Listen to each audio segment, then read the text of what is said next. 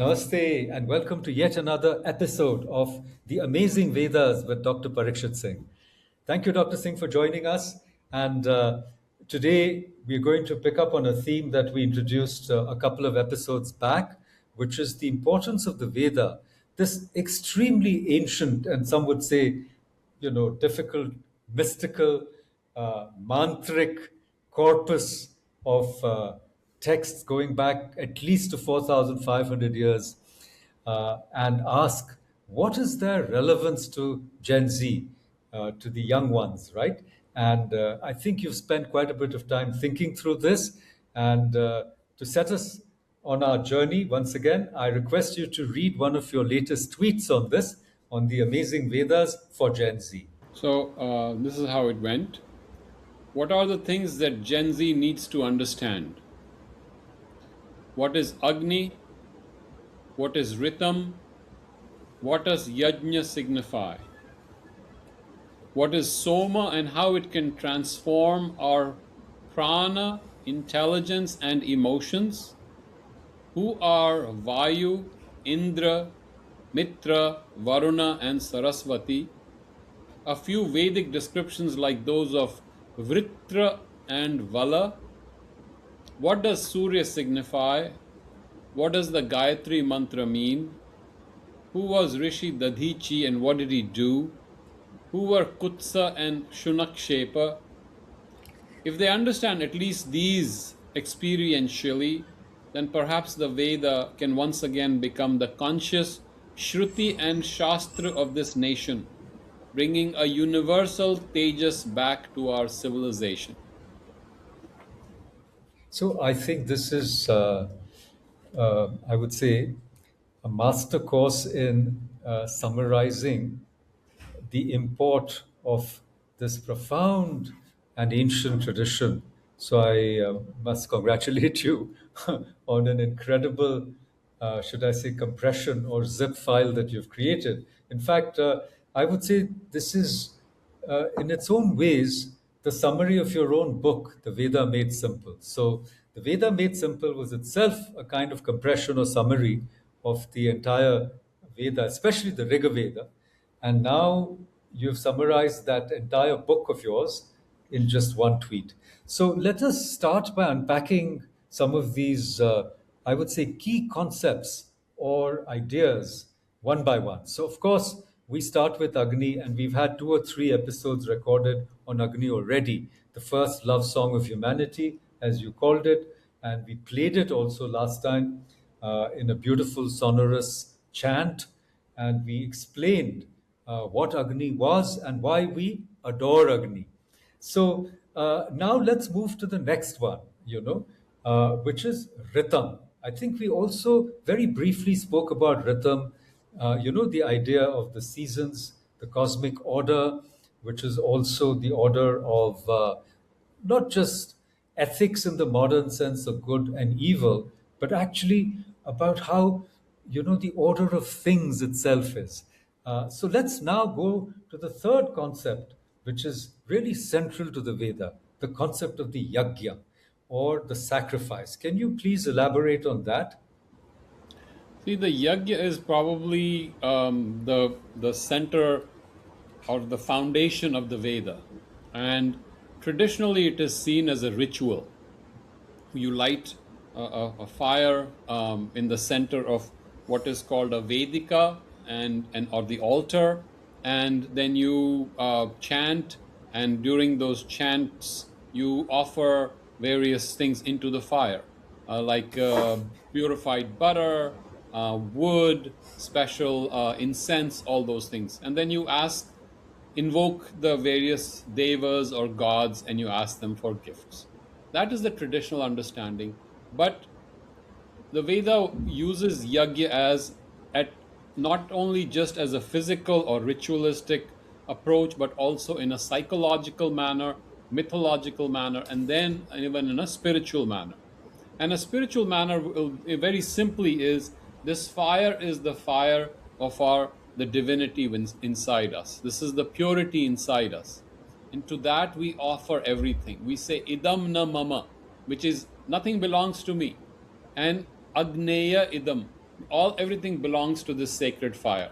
And so this sacred fire, which is inside our heart, which is the divine within, call it by whatever name you want, but the divinity of this universe and of our life, we offer everything to this, including ourselves.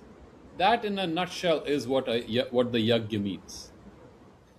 I think this is very important to understand because even, from the point of view of those who call themselves Hindus or Sanatanis, the practices of worship have changed so much over these, millennia that if you ask, any contemporary Hindu, hey, have you performed a yajna? He's going to say, what? Because modes of worship today, usually involve maybe going to a temple, and offering flowers or fruit or saying a prayer, or at home, some people do, yoga or chanting. So the point is that how is the yajna at the root or the foundation of all these practices which go by the name of popular Hinduism today? And how is it that we have, if not strayed so far away from the original idea of offering all of ourselves and our efforts to the sacrificial fire? What is the connection between the ancient idea of yajna and the modern modes of worship that we practice as Hindus today?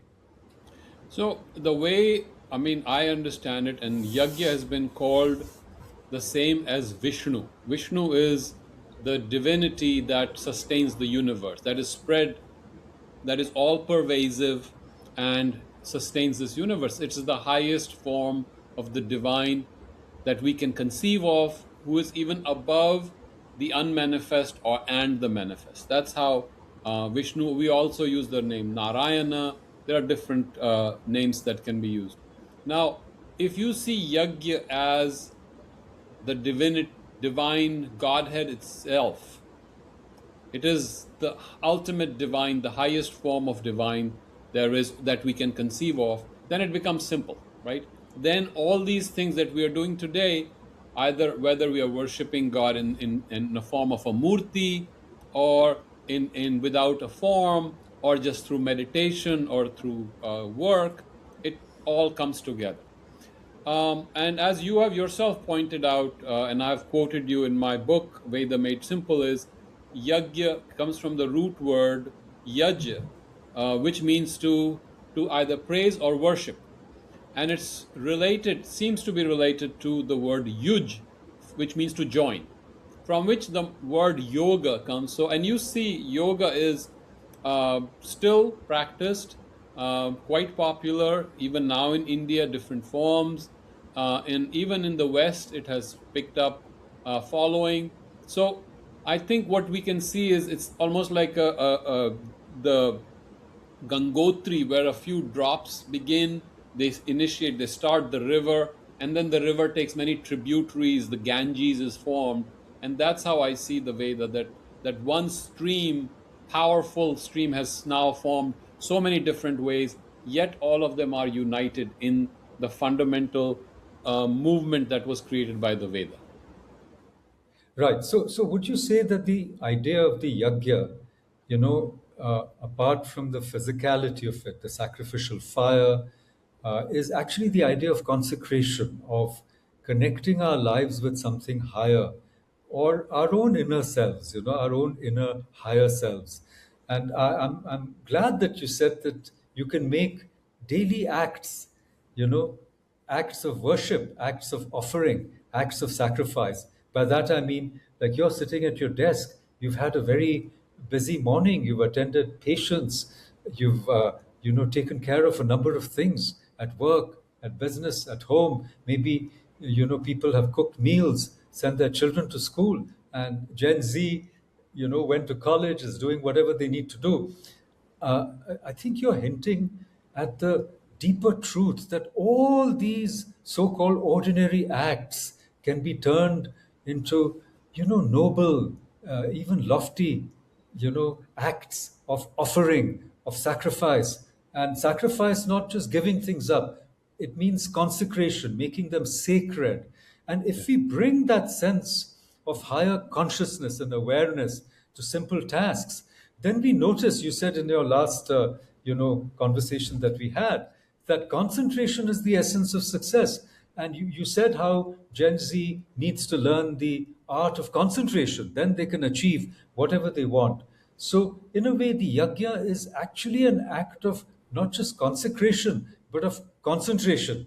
And we might even go as far as to say that this podcast, this conversation that we are having, is itself a yajna. Because look, I'm joining you from India's sort of techno capital, Bangalore, thousands of miles away from, our beautiful Spring Hill, Florida. And we are joining each other in this yajna through, the marvels and gifts of technology. So how the ancient and the latest are linked, Purve bhi and Uttare bhi in this yajna. So, friends, please think about the yajna not as necessarily as that Vedic ritual which Swami Dayananda Saraswati revived in modern times, because we had, you see, almost forgotten it except in very specialized and small groups.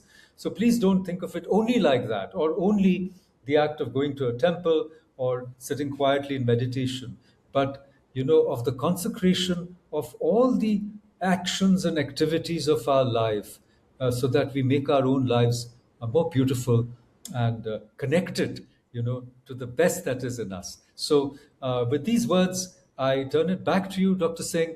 Can you just give us the gist of the idea of the yajna so that we take this conversation forward with some of the very beautiful and important things that you've put out in this slide? So, back to you and back to yajna.